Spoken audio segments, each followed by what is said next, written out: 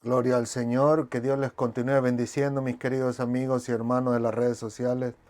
Gracias le damos a Dios por darnos una oportunidad más de poder estar entre ustedes.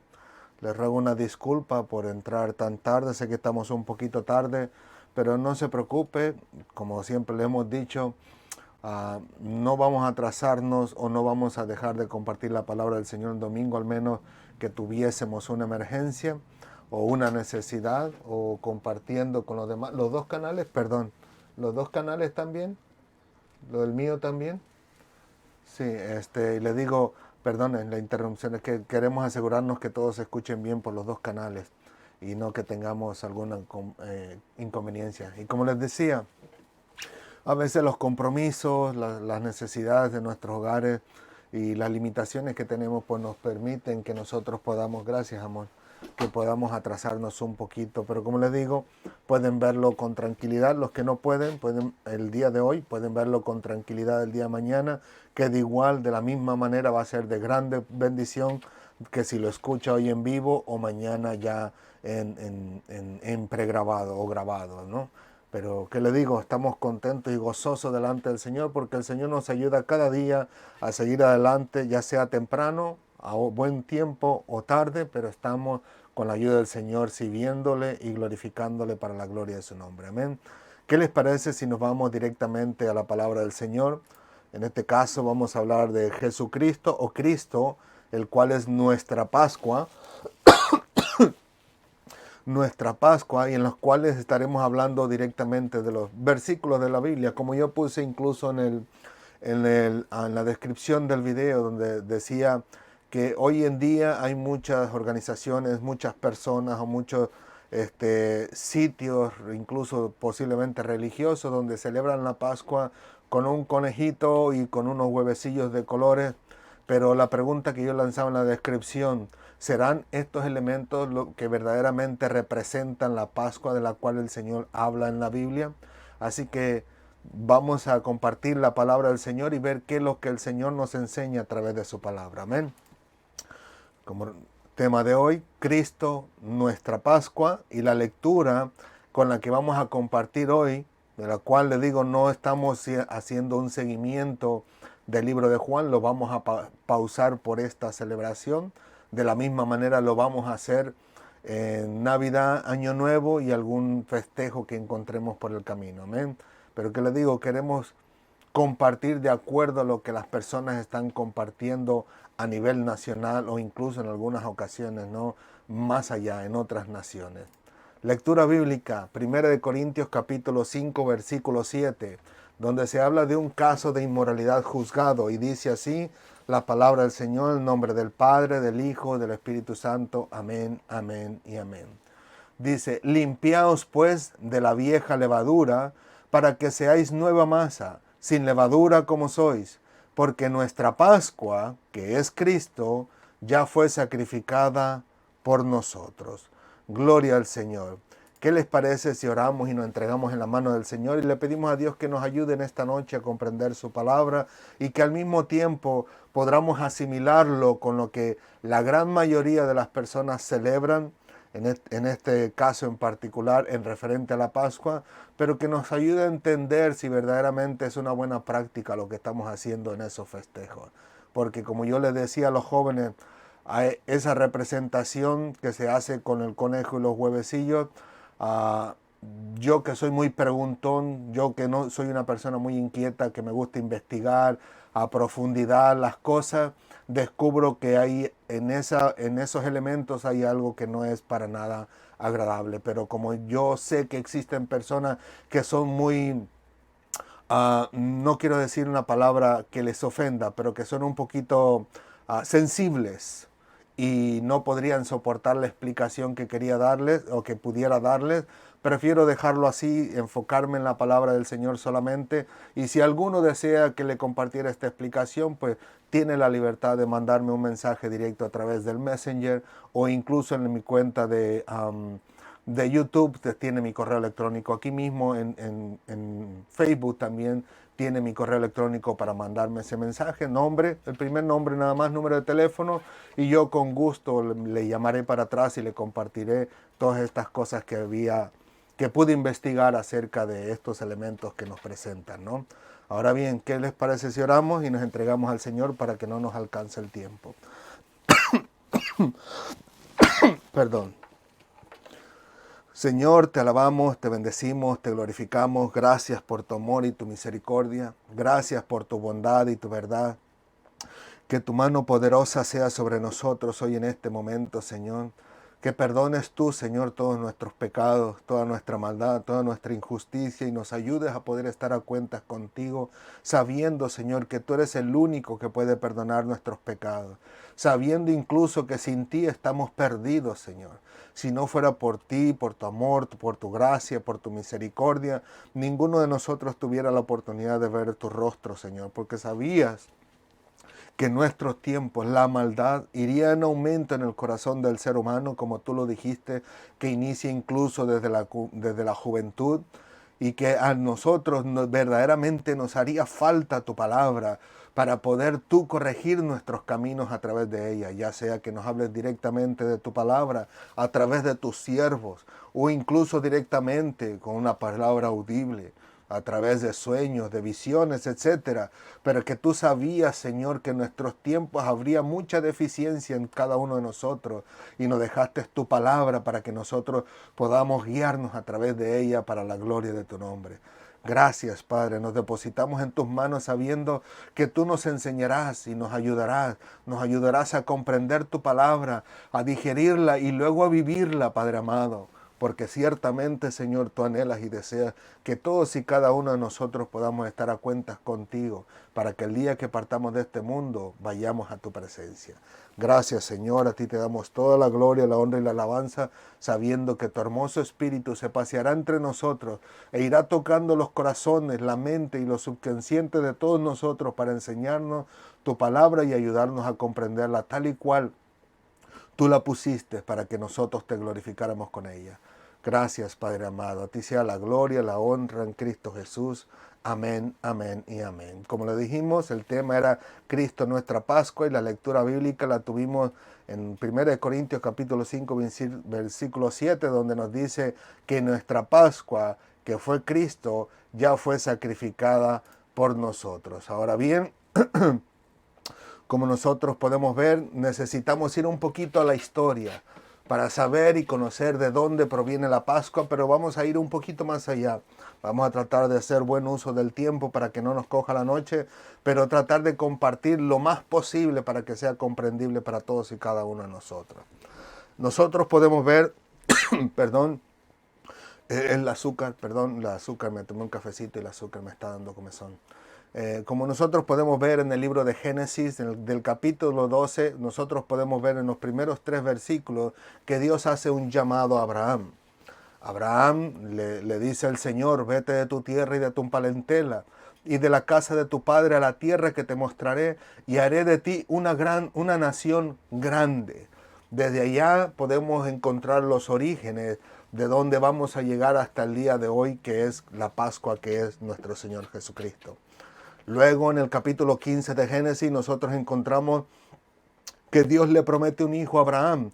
Y en el versículo 13 y 14 le dice, ten por cierto que tu descendencia morará en la tierra ajena y será esclava allí y será oprimida por 400 años. Mas también a la nación a cual servirán juzgaré yo, y después de esto saldrán con gran riqueza. Ya Dios de antemano le estaba diciendo a Abraham, aunque no se lo dijo directamente de a qué nación iban a estar esclavos, le dijo que en pocas palabras que serían esclavos, en este caso como nosotros lo conocemos, de Egipto, ¿no?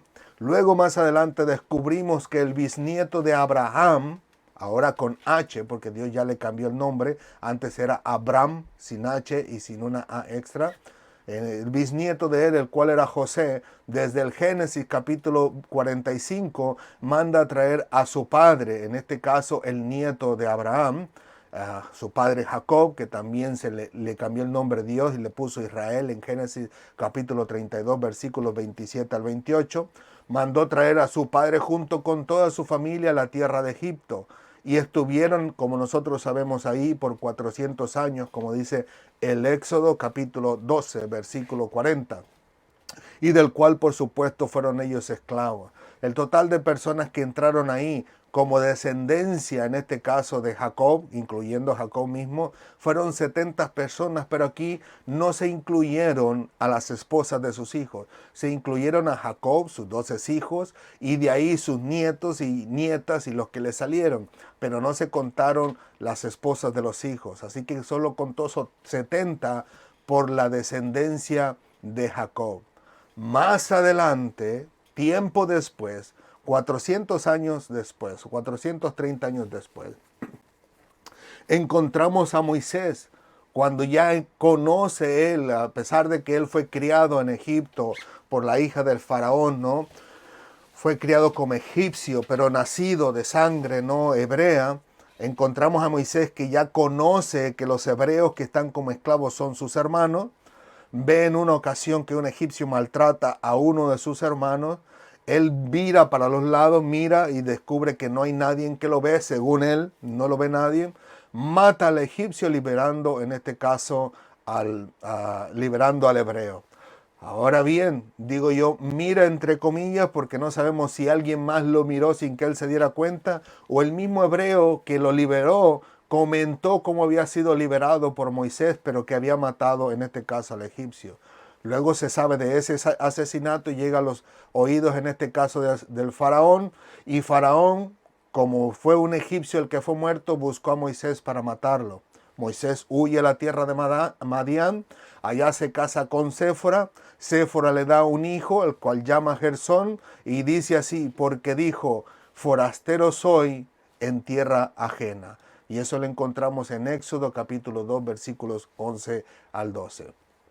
Un poquito más adelante, 40 años más o menos más adelante, vemos que el ángel del Señor se le presenta a Moisés en la zarza ardiendo y ahí le encomienda que regrese a Egipto, y en este caso en particular lo encomienda para que libere al pueblo de Israel de la esclavitud de Egipto, y le da también como compañero a su hermano mayor, en este caso a Aarón. Y eso lo encontramos en el libro de Éxodo capítulo 3 hasta el capítulo 7.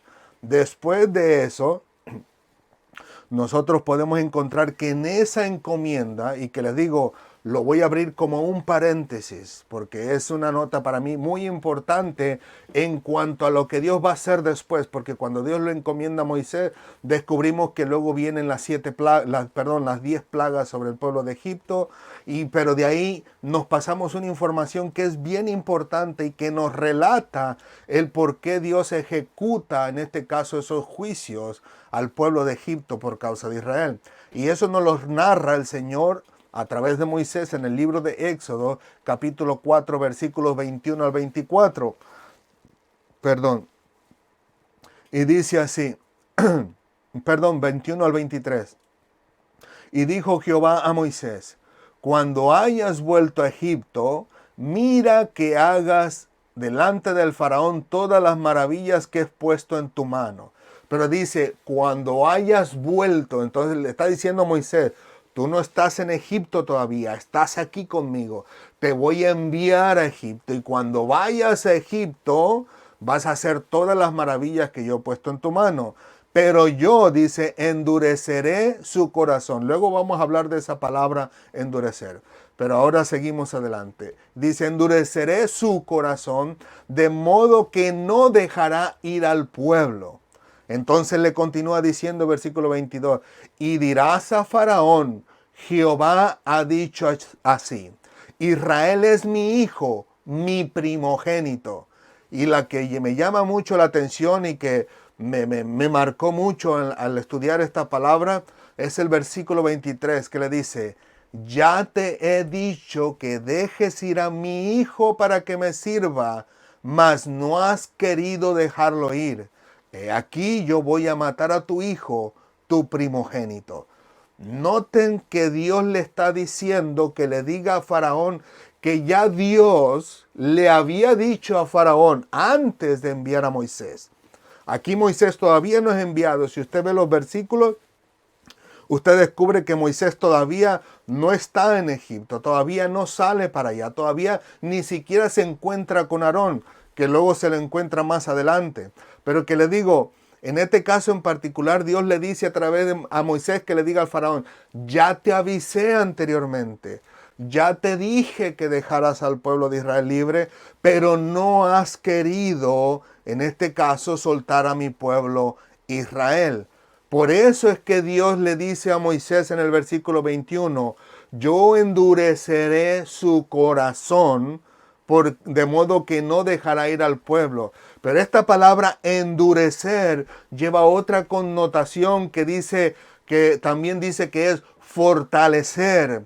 En otras palabras, no es que Dios dijo que endurecería el corazón del faraón cuando el corazón del faraón era lo máximo, que el faraón era un superdonador de bienes, una persona que ayudaba al afligido, que levantaba al que estaba caído, que ayudaba al necesitado, y como era tan buena gente, Dios dijo, no, vamos a endurecer el corazón de faraón. No, no es así. No es que el faraón era buena persona, sino que ya en su corazón, con el versículo 23, está diciendo que ya Dios le dijo que dejara ir al pueblo de Israel, pero él dijo no. Entonces dijo Dios, como ya tú no quieres dejar ir a mi pueblo, voy a fortalecer esa decisión que está en tu corazón. Ya tú dijiste, no lo voy a dejar ir. Entonces voy a fortalecer esa decisión, esa actitud, ese anhelo de tu corazón de no dejar ir al pueblo de Israel, y lo voy a fortalecer a tal grado que no querrás dejar ir al pueblo de Israel. A pesar de que vendrían los problemas en cada una de las etapas de las plagas y dirías, sí, lo dejo ir, pero después te arrepientes y dices, no. Viene la otra plaga y dice, no, ya estuvo bien, ya estuvo bueno, Moisés, váyanse, llévatelo. Pero después dice, no se van. Y así lo trajo para atrás y para adelante hasta que al final, en la última plaga, ahora sí los deja ir, supuestamente solamente ir a adorar a Dios, pero se le dice y se le avisa que el pueblo de Israel está huyendo y va detrás de ellos una vez más. O sea que al final de cuentas su corazón quedó tan endurecido, tan fortalecido en su decisión, que al final de cuentas terminó con su ejército en aquel mar que fue abierto por la mano de Dios. Pero como les digo, no era que el faraón fuera buena gente, y no era que era la primera vez que Dios le avisaba a faraón a través de Moisés, o que iba Moisés para liberar al pueblo de Israel. Ya Dios le había mandado decir, ¿con quién? No lo sabemos. La Biblia no lo dice. A Dios no le pareció dejárnoslos escrito, a quién había enviado, cómo lo había enviado, en qué situación, en qué circunstancia y qué palabras le mandó decir. Pero sí vemos que Dios dice aquí que ya le había avisado con anterioridad que dejara el pueblo de Israel, pero él no lo había querido dejar ir. Y como les digo, más adelante entonces podemos ver que luego después llega Moisés. Encontramos ya en el capítulo 7, lo que acabamos de narrar está en el capítulo 4, ya hasta para el capítulo 7 vemos en este caso en particular que Dios empieza a ejecutar esas plagas en el pueblo de Egipto. Desde aquí en el capítulo 7 hasta el versículo 12 encontramos estas 10 plagas que Dios trajo como juicio sobre el faraón y sobre toda la tierra de Egipto. Las plagas fueron, número 1, las aguas de los ríos, arroyos, estanques y depósitos fueron convertidos en sangre con la vara de Moisés. Está en el capítulo 7 de Éxodo. Luego vemos en el capítulo 8 los juicios de las ranas, los piojos y las moscas. En el capítulo 9 vemos los juicios de la muerte del ganado, el sarpullido con úlceras de los egipcios y sus bestias, y luego vemos el granizo mezclado con fuego. Pero es interesante que en este tipo de plaga o en este juicio de Dios, Dios permite que Moisés, o ya sea Dios a través de Moisés, que en este caso en particular se le mostrara un poco de misericordia, en el sentido que Dios o Moisés le dice que le daba oportunidad a Faraón para que guardara todo su ganado y todos sus siervos, para que no murieran por este granizo. Pero le dice, pero si tú no lo guardares, todo el que se encuentra afuera será muerto por el granizo, y en este caso el granizo bajó con fuego, como vemos. Y es interesante porque en este juicio, Dios dice que le daría o le golpearía o tocaría el corazón del faraón o de Egipto. Y yo pregunto, ¿por qué tocaría el corazón de Egipto o de faraón? Porque recordemos que Egipto era la nación más rica, más abundante de aquellos tiempos. Recuerden que desde los tiempos de José, hace 400 años atrás, antes de esto, José compró para el faraón todas las tierras de alrededor, donde las personas al final, cuando llegó la hambruna, que ni aún los padres de José tenían poco para compartir, ¿no? Para ir a comprar, perdón, a faraón alimento, las personas al final de cuentas le dijeron a José: mire, Señor, ya te vendimos nuestras vacas, te dimos nuestras tierras, te dimos nuestras casas. Ahora dice, ¿por qué han de morir tus siervos por causa del hambre? Dice, danos alimento y nosotros nos vendemos a ti, seremos tus esclavos. Entonces, todos los lugares de alrededor se rindieron y se vinieron a Faraón. Se quedó con el dinero de toda esa gente, excepto de los sacerdotes de los egipcios. Se quedó con el dinero de las personas, se quedó con sus casas, se quedó con sus tierras, con su ganado y con todo lo demás, y aún con las personas mismas. Pero aquí, cuando venía el granizo y el fuego, destruiría prácticamente casi todo lo que estuviera allí afuera, incluyendo los árboles que le daban fruto. Por eso dice, tocaré, heriré o alcanzaré el corazón del faraón, pero en este caso sería por causa de su riqueza, porque ya tocar en lo profundo del corazón del faraón, sabemos que fue la plaga número 10, que fue la muerte de su primogénito. Le digo, es bien interesante cómo la palabra del Señor nos narra todas estas cosas. Luego, en el capítulo 10 tenemos ahora las plagas de la langosta y las tinieblas. En las tinieblas, yo decía pero ¿por qué las tinieblas? Y es que en el libro de Éxodo, ya en el capítulo 12, versículo 12, nos narra que Dios traería juicio sobre el pueblo de Egipto con todos sus dioses. Así que descubrimos que el Dios Sol, o más bien el sol, era un dios para el pueblo de Egipto. Por eso Dios le trajo una oscuridad por 3 días para que descubriera el faraón que ni su dios Sol iba a poder con nuestro Dios, con el Dios de la Biblia. Luego en el capítulo 11 encontramos el último juicio de Dios hacia el pueblo de Egipto, al país de Egipto, perdón, donde en este caso morirían todo primogénito de personas y de animales. En todos estos juicios nosotros podemos descubrir que Dios libró, guardó, preservó a los israelitas en su tierra de Gosén. Todas las plagas, las moscas, los ríos, el ganado, los piojos, las ranas, etcétera, etcétera, incluyendo el sarpullido con úlceras, el granizo y todo lo demás, cayó sobre el pueblo de Egipto, perdón, sobre el país de Egipto, pero en la tierra de Gosén, ninguno de ellos sufrió ninguna de estas plagas, aun cuando venían las tinieblas, donde dice que no se podían ver ni siquiera el uno al otro.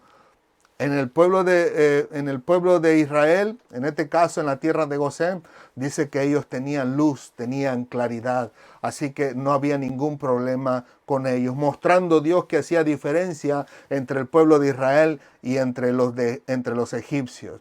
Ahora bien, la parte interesante que quiero mostrarles y que va de acuerdo a la Pascua es la que en este caso en particular podemos encontrar precisamente en el último juicio. Cuando Dios trajo ese juicio sobre Egipto, lo que era la muerte de los primogénitos, es el único juicio en el que vemos que a pesar de que Dios ya les había dicho que ningún primogénito moriría del pueblo de Israel, esto es en el capítulo 11, versículo 7, con todo y eso les da una condición.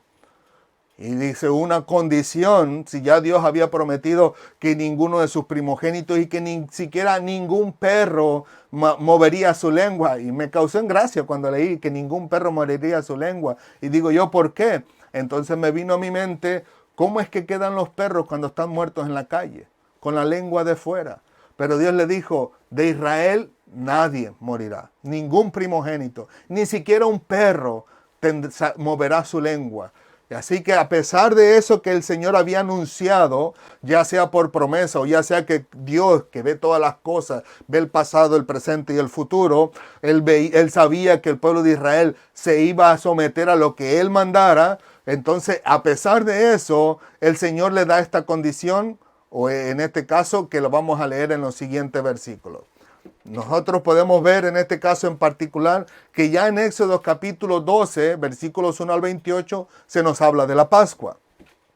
Pero en el versículo 3, ya prácticamente de la mitad en adelante, dice, en el 10 de este mes, o sea que ya primeramente ese mes sería el primer mes del año para el pueblo de Israel. Pero dice, en el día 10 de este mes, tómese cada uno un cordero según sus familias de los padres, un cordero por familia. No los voy a leer todos, solo voy a la parte que quiero compartirles. Luego nosotros podemos ver en el versículo 5 que este animal tenía que ser sin defecto. Macho de un año lo tomarás de las ovejas o de las cabras. Luego versículo 6 dice, y lo guardaréis hasta el día 14 del mes.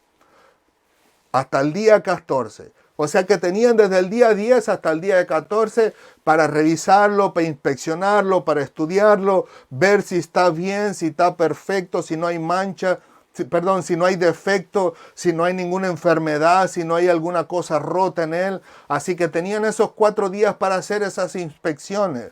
Luego en el día 14 dice... el versículo 6 dice, y lo guardaréis hasta el día 14 de este mes, y lo inmolará toda la congregación del pueblo de Israel entre las 2 tardes.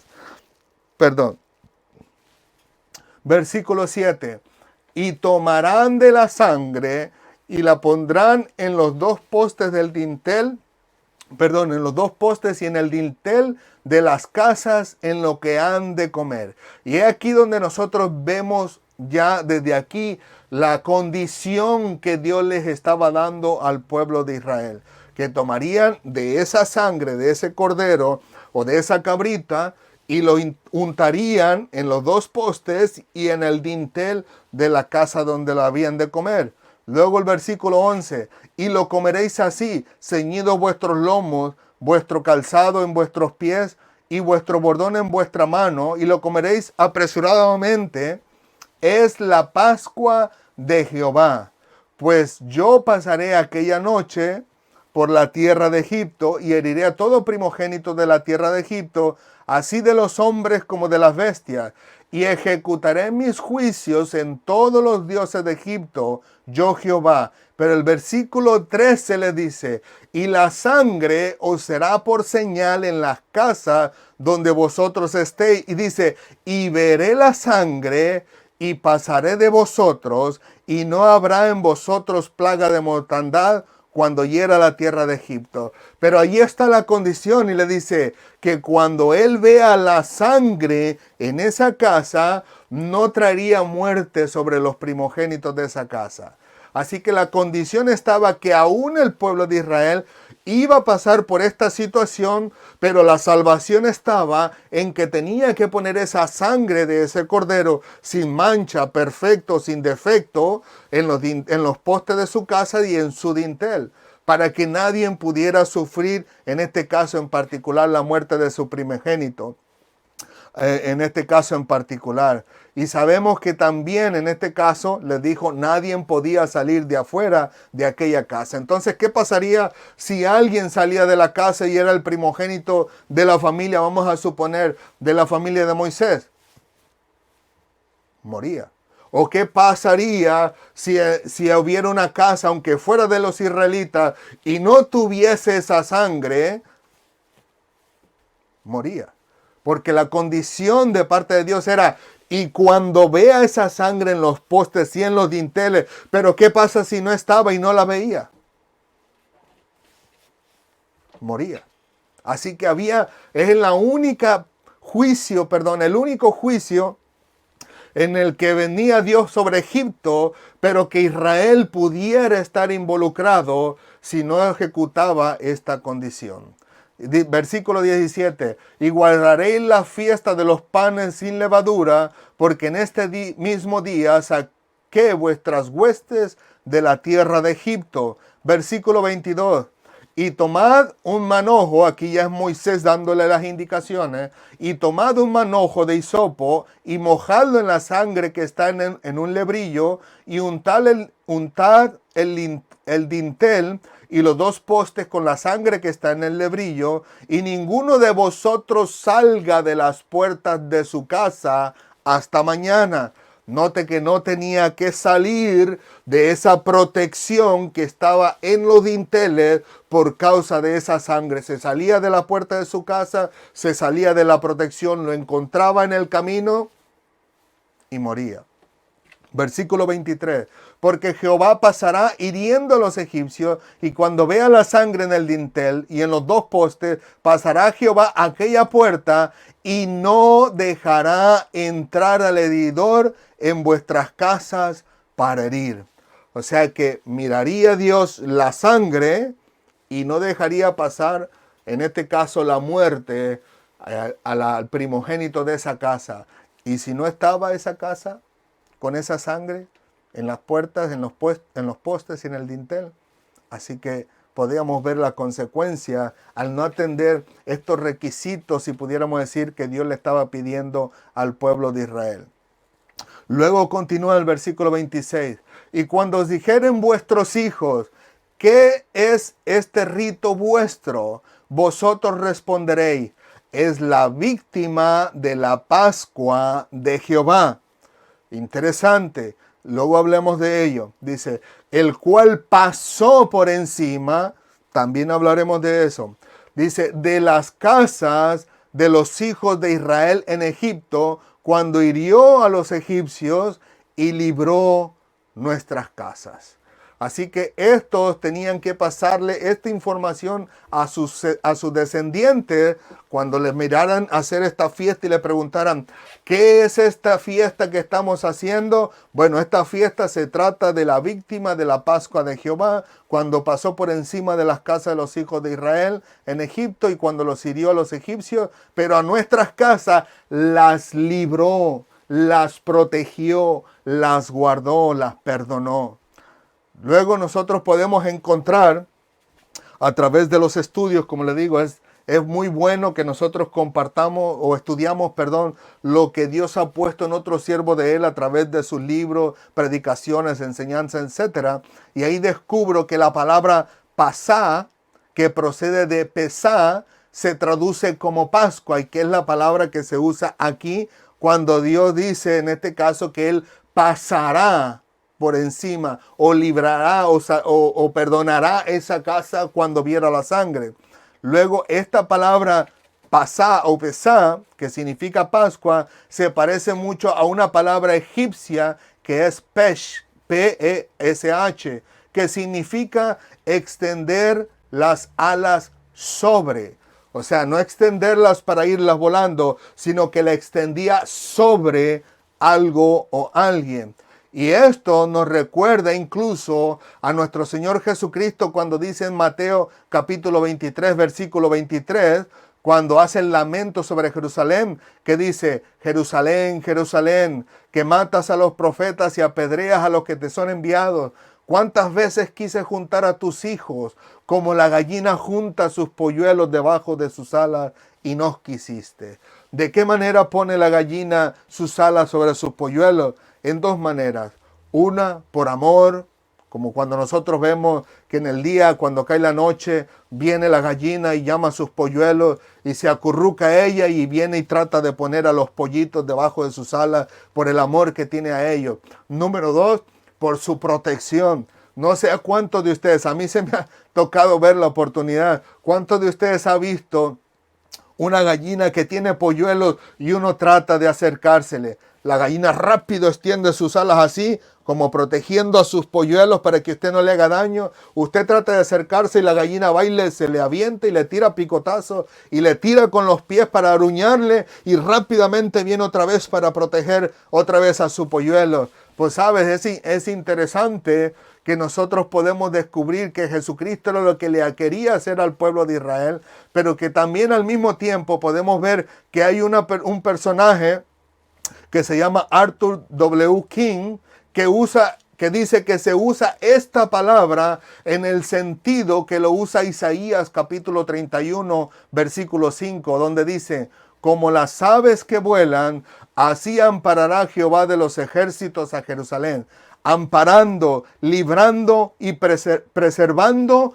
y salvando. Gloria a Dios por ello. O sea que Dios extendería sus alas sobre el pueblo de Israel, amparándolo, librándolo y preservándolo y salvándolo para la gloria de su nombre. Y esto nos recuerda las palabras de Moisés en el libro de Éxodo, capítulo 12, versículo 23.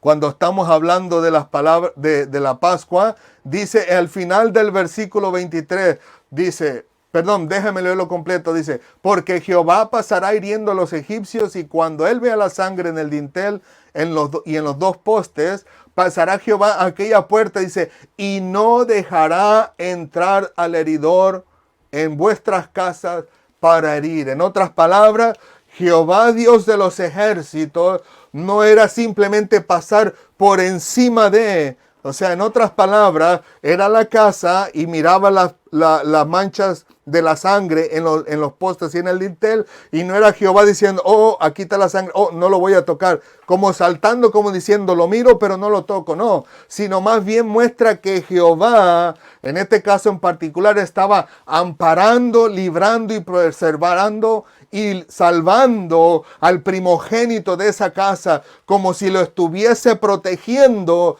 para que el heridor no entrara, en este caso, a la casa de esta persona, porque Jehová había visto ya la sangre en los postes y en el dintel, y al final de cuentas le quitara la vida al primogénito.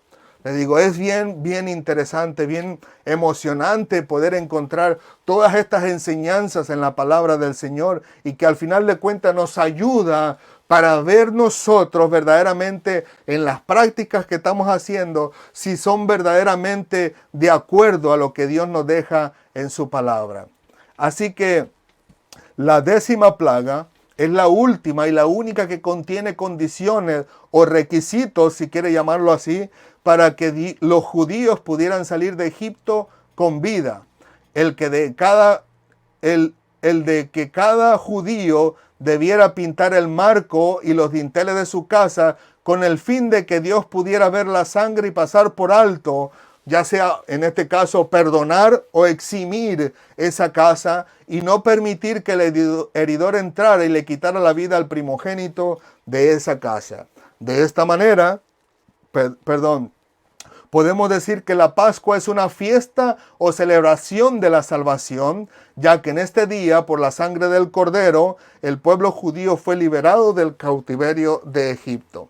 Pero también nosotros podemos notar que tanto en el Antiguo como en el Nuevo Testamento, la sangre del Cordero libera de la esclavitud, porque en el Antiguo Testamento liberó al judío de Egipto, mientras que en el Nuevo Testamento libera al cristiano, a las personas, de la esclavitud del pecado. En otras palabras, solo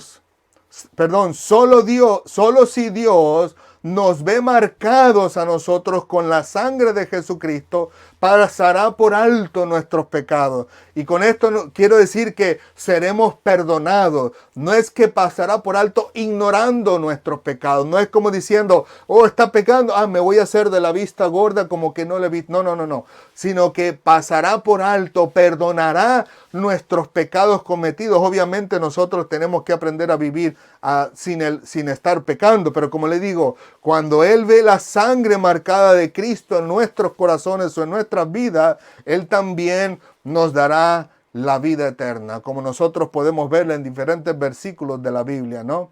Pero como les digo, no nos adelantemos tanto, sino que saltemos ahora al Nuevo Testamento.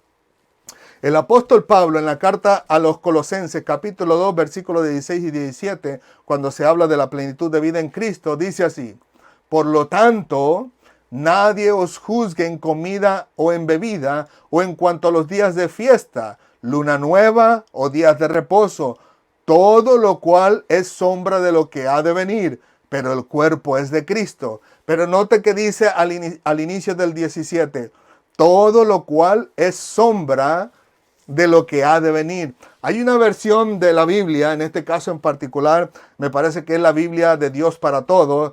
Ella lo menciona como que si en este caso estuviera indicando cosas por venir, pero no da a entender si es en el pasado o en el futuro. Pero en cuanto a la Pascua, podemos verlo en el pasado y en el futuro también. Así como les decía, en el pasado lo podemos ver en el libro de Lucas, y de ahí vamos a ver el futuro también. En el libro de Lucas capítulo 22 versículos 14 al 20, y me voy a saltar dos versículos.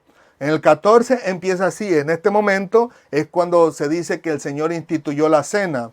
Y ahí vemos que el Señor manda a sus discípulos: vayan allá a la ciudad, encontrarán un hombre con una jarra, le preguntarán, le dirán, el Señor pregunta: ¿dónde pasaré, en este caso, la Pascua, la cena? Y Él les mostrará el aposento en alto. Pues cuando ya están allá, dice, cuando era la hora, se sentó a la mesa y con él los apóstoles.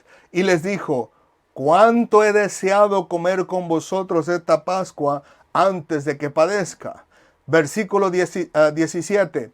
Y habiendo tomado la copa, dio gracias y dijo: tomad esto y partidlo entre vosotros. Versículo 19. Y tomando el pan, y tomó el pan, y dio gracias y lo partió y les dio diciendo: este es mi cuerpo que por vosotros es dado. Haced esto en memoria de mí.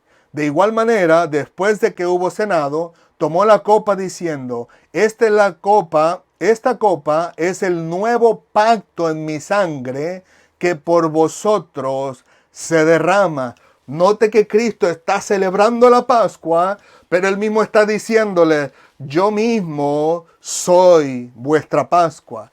Y obviamente más adelante vamos a descubrir que sería no solamente la Pascua para los judíos, sino también para el mundo entero. Y eso es en el pasado. O sea, la Pascua que se celebraba anteriormente era figura de la Pascua que venía más adelante, el cual se iba a hacer literalmente en Jesucristo, pero que también esa Pascua no se celebrará con Cristo más adelante. Regresemos a los versículos en el mismo libro de Lucas, ahí mismo en el capítulo 22, pero ahora vamos a leer los versículos 16 y 18, que fue los que me salté. Y dice así, voy a leerlos desde el 14 para que sea entendible. Cuando era la hora, se sentó a la mesa y con él los apóstoles, y les dijo: cuánto he deseado comer con vosotros esta Pascua antes que padezca.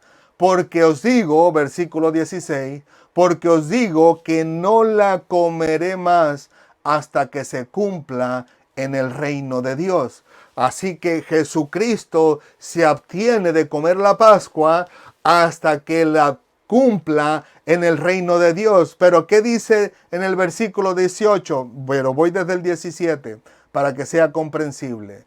Y habiendo tomado la copa, dio gracias y dijo: tomad esto y repartidlo entre vosotros, porque os digo que no beberé más del fruto de la vid hasta que el reino de Dios venga. O sea que Jesucristo llegará el momento, como dice el libro de Génesis, que la nueva Jerusalén descenderá, en este caso en particular, en el aire, suspendido en el aire, en las nubes, y desde ahí Jesucristo reinará la tierra por mil años, y cuando se establezca ese reino del Señor, allí Jesucristo una vez más celebrará la Pascua con todos aquellos que terminaron rindiéndole su vida y ya habían partido a la presencia del Señor.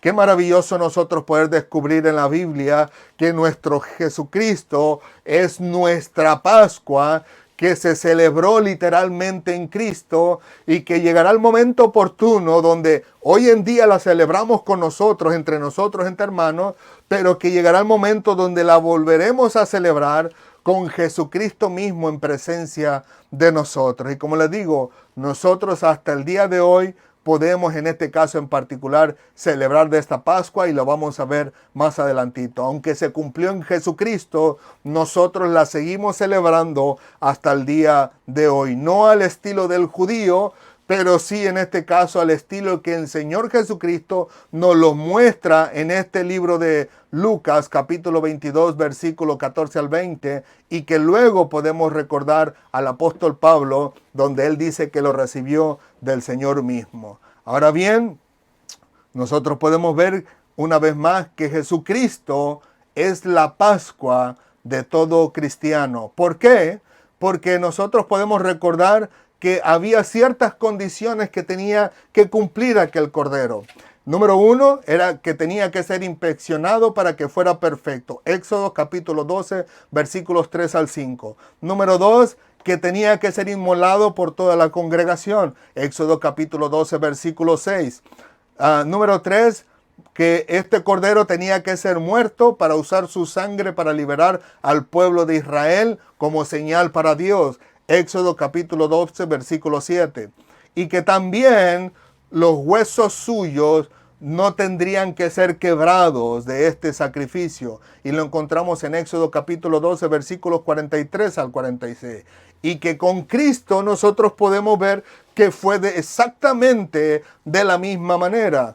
Él fue examinado primeramente por Anás, en el libro de Juan, capítulo 18, versículos 12 al 13 y versículos 19 al 24. Fue examinado luego por Caifás, Mateo capítulo 26, versículo 57. Fue examinado incluso por Pilato, Lucas capítulo 23, versículo 1 al 5. Y también fue examinado por Herodes en el libro de Lucas capítulo 23, versículos 6 al 12. Pero fue Pilato quien dictaminó con sus propias palabras y hablando incluso por Herodes mismo, que el Cordero de la Pascua, el cual es el Cristo, era perfecto y sin defecto, de acuerdo a lo que nos dice Lucas capítulo 23, versículos 13 al 17. Y en estos momentos de angustia de nuestro Señor Jesucristo, sabemos que sucedieron en los días de la Pascua, y nos los narra Juan en el capítulo 13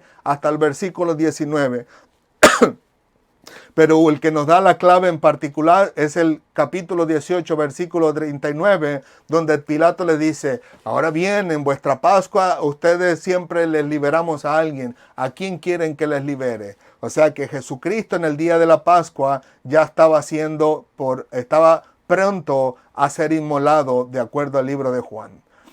Ahora bien, también en Hebreos capítulo 4, o el escritor de Hebreos, en su capítulo 4, versículo 15 dice: porque no tenemos un sumo sacerdote que no pueda compadecerse de nuestras debilidades, sino que uno que fue tentado en todo según nuestra semejanza, pero sin pecado.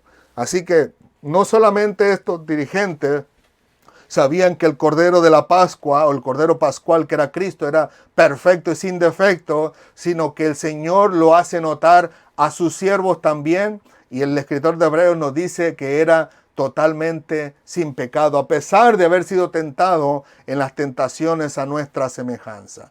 Número 2, Jesucristo también fue inmolado. De acuerdo al libro de Juan capítulo 19, versículos 1 al 5, dice que Pilato mandó azotarlo y luego se los presentó azotados al pueblo de Israel, donde incluso fue en los momentos donde le clavaron esa corona de espina y le pusieron esa capa, ¿no?, burlándose de él, que él era el rey de Israel.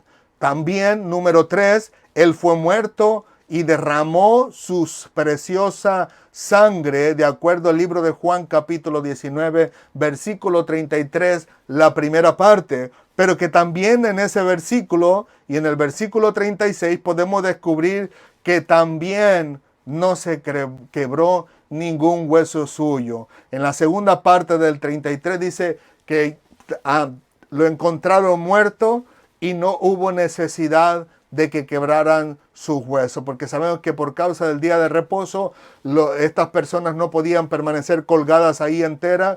Le cobraron las piernas a los dos malhechores, pero cuando llegaron con Cristo lo encontraron muerto, no hubo necesidad, y fue en el momento en que le clavaron la lanza. Y el versículo 36 del libro de Juan capítulo 19 nos dice, en este caso, que era para que se cumpliese la escritura de que no era hueso suyo que fuera quebrado. Gloria a Dios, porque podemos ver que en Jesucristo nuestra Pascua se ve cumplida y reflejada verdaderamente en la palabra del Señor. Y como le decía al principio, ¿suena esto algo parecido al conejillo con los huevecillos de colores? Absolutamente no. ¿Quién inventó esos elementos en el día de la Pascua? ¿Cuál fue su motivación?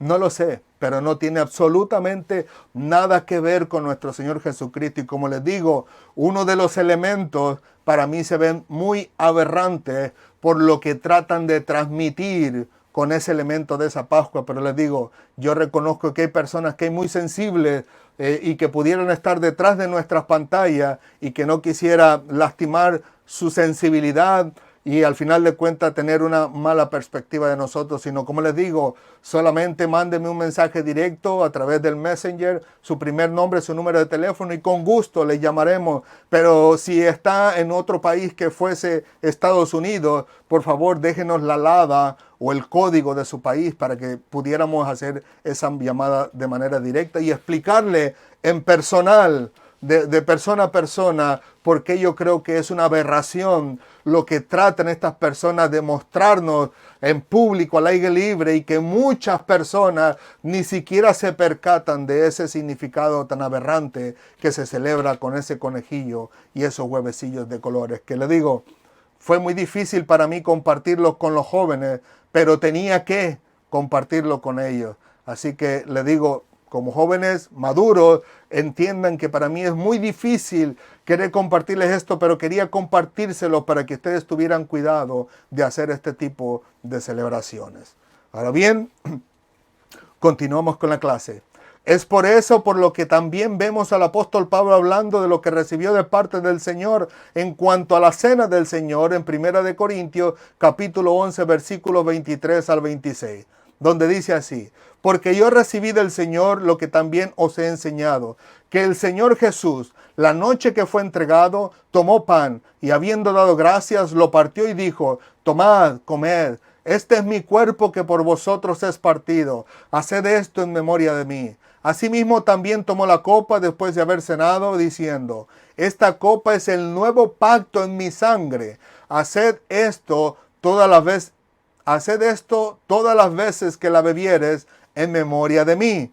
Así pues, presten atención, así pues, todas las veces que comieres este pan y bebieres esta copa, la muerte del Señor anunciáis hasta que Él venga. Así que nosotros estamos celebrando a Jesucristo como la Pascua de esta manera, compartiendo el pan y compartiendo el vino, o más bien el zumo de la uva, el jugo de uva, para que represente a Jesucristo, que es nuestra Pascua. Pero noten lo que dice al final del versículo 26.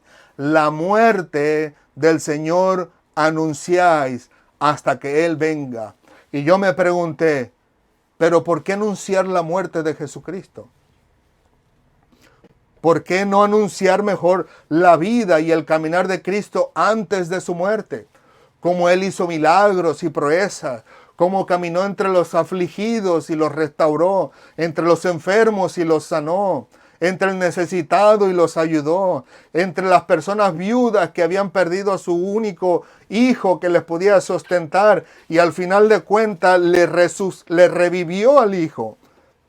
Digo, ¿por qué no hablar de la sanación de la suegra de Pedro? O sea, ¿por qué en las cenas del Señor tenía que compartirse la muerte? ¿Por qué no compartir la resurrección de Jesucristo después de haber sido crucificado? ¿Por qué no anunciar entonces la ascensión de Jesucristo después de habérsele presentado a más de 500 hermanos y después de habérsele presentado a los apóstoles por 40 días?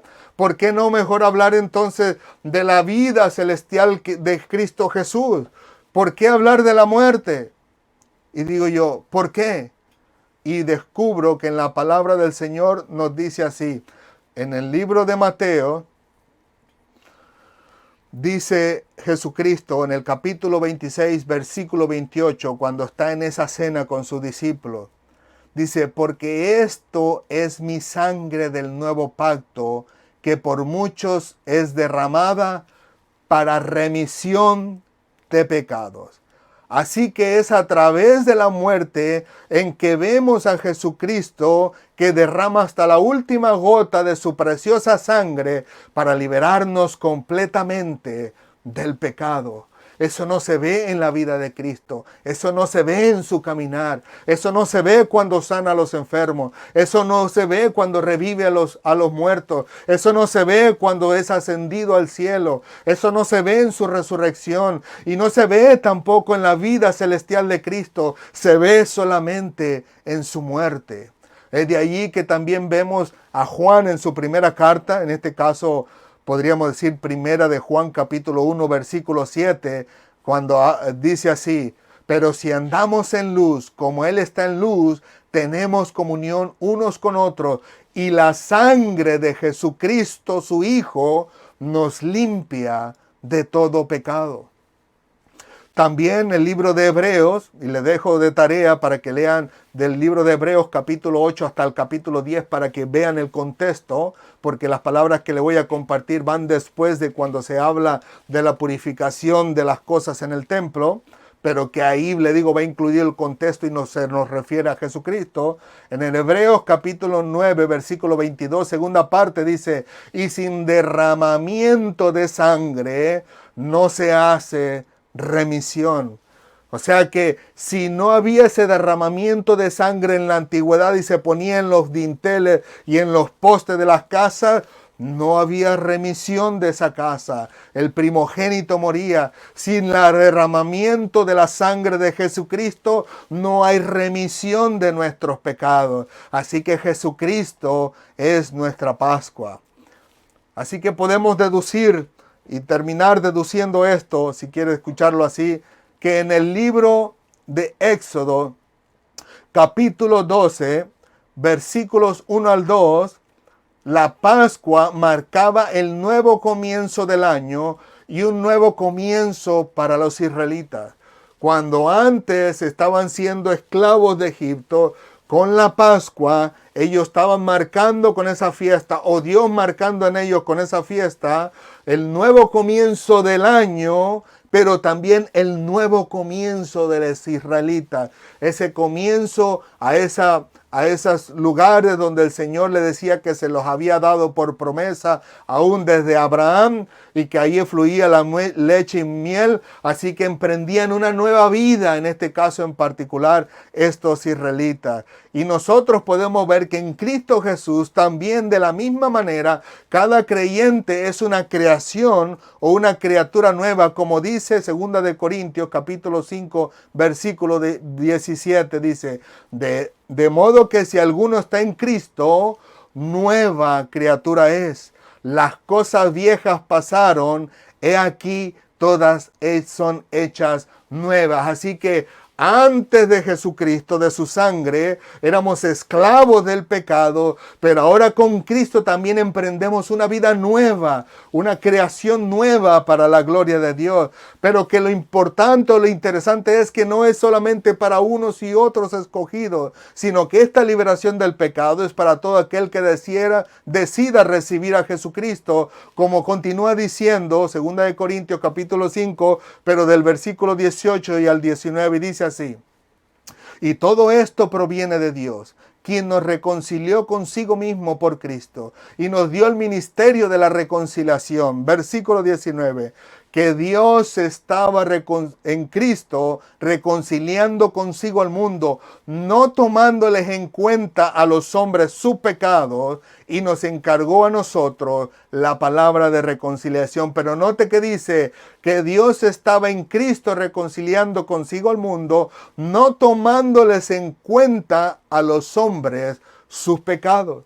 Como le dije, no es que Dios lo mirara y se hiciera la vista gorda, no, sino que Dios, a través de la sangre de Cristo, así como le perdonó en el tiempo antiguo la sangre de ese cordero, de ese cabrito, la vida al primogénito, ahora con Cristo, con su sangre, nosotros también éramos perdonados de esa condenación eterna y teníamos la vida eterna en Cristo Jesús, gracias a la sangre derramada de nuestro Señor Jesucristo.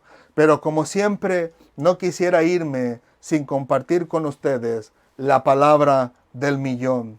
¿Deseas tener a Cristo como tu verdadera Pascua?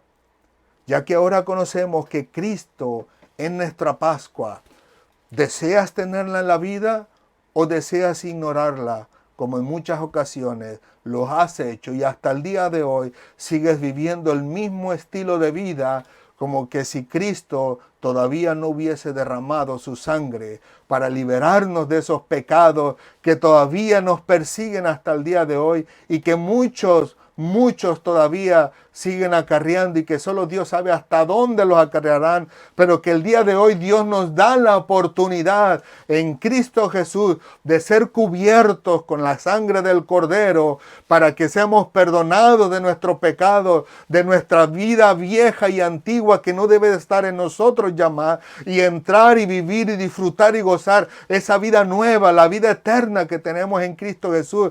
Como decía aquel apóstol que decía, hijitos míos, esta cosa les escribo para que sepáis que tenéis vida eterna. No es que tendríamos en el futuro después de morir, sino que la vida eterna la estaríamos gozando desde el momento en que nosotros nos rindiéramos a Jesucristo, le pidiéramos perdón por nuestros pecados y le pidiéramos que viniera a nuestro corazón. Desde entonces Cristo nos marca con su sangre. El Padre ve la sangre de Cristo marcada en nuestras vidas y nos libra, nos protege ahora y nos guarda de la muerte eterna y nos da la vida eterna en Cristo Jesús. Y tanto Él como Cristo hacen morada en nosotros, como el Espíritu Santo también. Y ahora somos llamados el templo del Dios viviente. ¿Qué les parece, mis amados hermanos y amigos de las redes sociales, si entregamos este tiempo al Señor?